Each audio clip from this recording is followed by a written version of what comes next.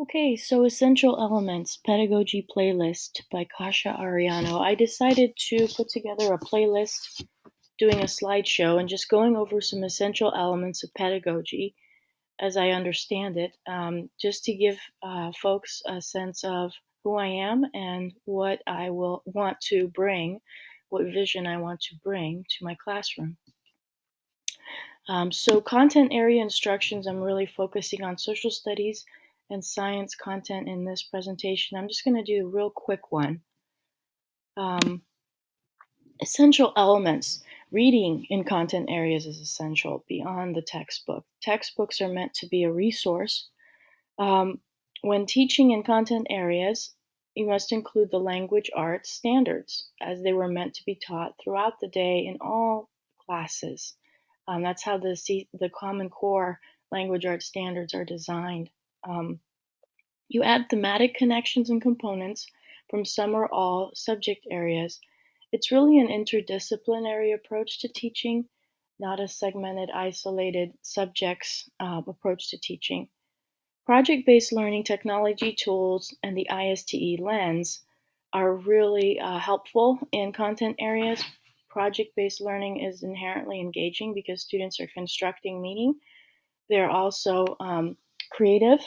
They have this ability to make a product, and technology tools for the most part. I mean, if you have Chromebooks or if you have iPads, half a class set, you can do a lot with it. There's so many websites, apps that are absolutely free and create beautiful projects, and they're great for kids with kinesthetic learning styles if you're using iPad.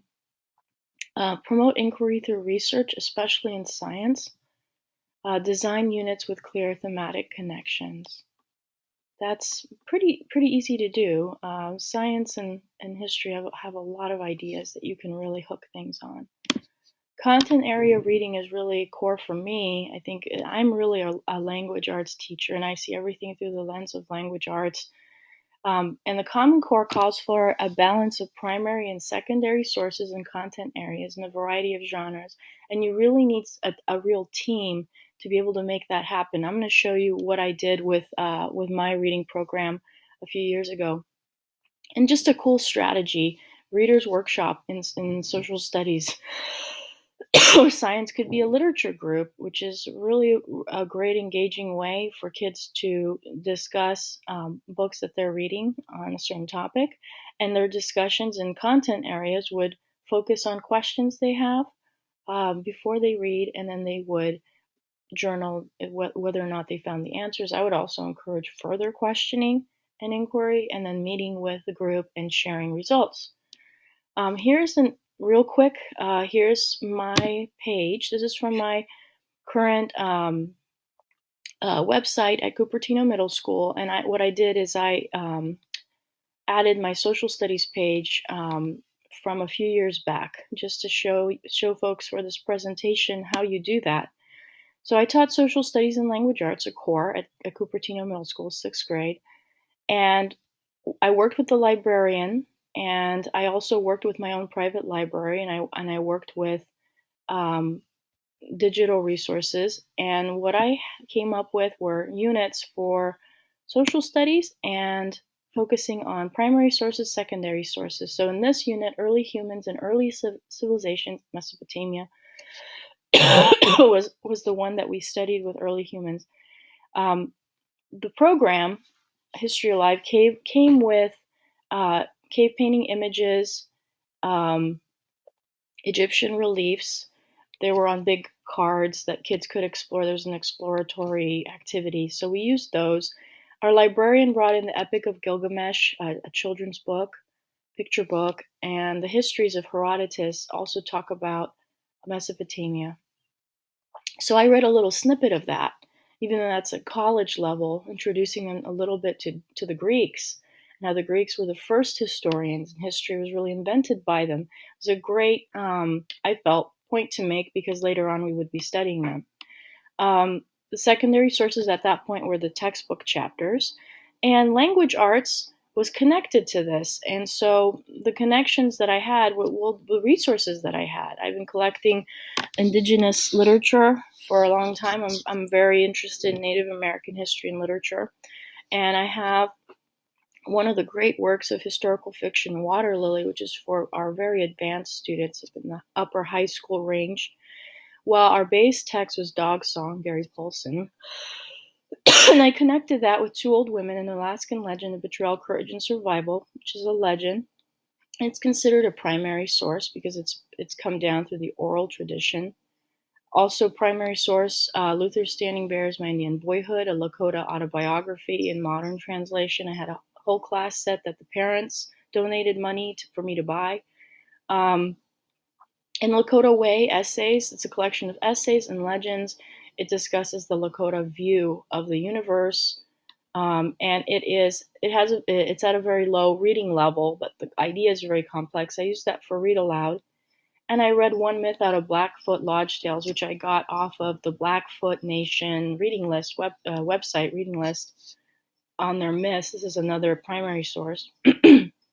And brought in a whole collection of Native American books of all types that I found in a text that I read on indigenous authors and authentic indigenous texts, and there's just a whole catalog of what you could buy and descriptions of the text, and so I've been buying from there. And our librarian brought in a book cart. She does this for every unit. It was classics through graphic novels because I wanted to interest our students in classics. I had some students that would be able to read classics, so I brought that in. Early humans books and eyewitness books on all kinds of topics from science and history. I'm just going to give you a quick sample. Greece, democracy. Here, tons of Greek mythology. I had a whole collection of mythology, children's mythology books. We would read the histories because they're connected to everything in the social studies unit. On Greece, Herodotus talks about the Persian Wars extensively and the Spartans, and I was able to read little snippets, and we were able to watch snippets of video, and we were able to look at the social studies book, and we were able to contrast those sources, which is one of the standards in the Common Core. I showed them a little bit of Antigone, a play on YouTube, because we later performed a children's version of a Sophocles play for some classes that visited us. Nicomachean Ethics. Aristotle is one of the most readable authors of the ancient times. And I brought in my copy and read them a little bit of Greek philosophy. And I hooked a few kids on Greek philosophy. They're interested in that.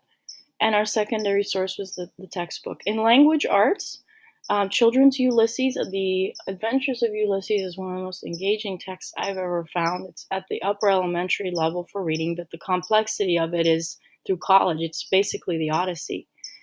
So we did that as our literature analysis. And we had a classroom collection of Greek mythology books. China, just a quick glance. Brought in a little Sun Tzu, giving his advice on how to win, and that's through effort, essentially. You have tons of junior scholastic articles related to China I've collected over the years, and our primary sources were propaganda images and historic video footage snippets from the Cultural Revolution. And the reason for that was because I brought in an autobiography of Red Scarf Girl, which is a primary source, first-person account of the Cultural Revolution, written in elementary range. Book card of China and Asia, and I had Buddhism comic books because Buddhism was such a huge part of Chinese culture prior to the Cultural Revolution. And we have a lot of Chinese students who were very surprised when they were learning these things. The comic books were donated by parents, parent money fund donations. Christianity, Judaism, just to touch on the Hebrew Bible, the book of Exodus. I read a little bit out of that, the Christian Bible, the Sermon on the Mount. The kids were really engaged by the Action Bible, which is a children's Bible we also read. And I contrasted those two chapters as actually a unit. And Screencastify only gives you a certain amount of time to record, so I'm going to have to try to stop the video. It's pretty tricky to do.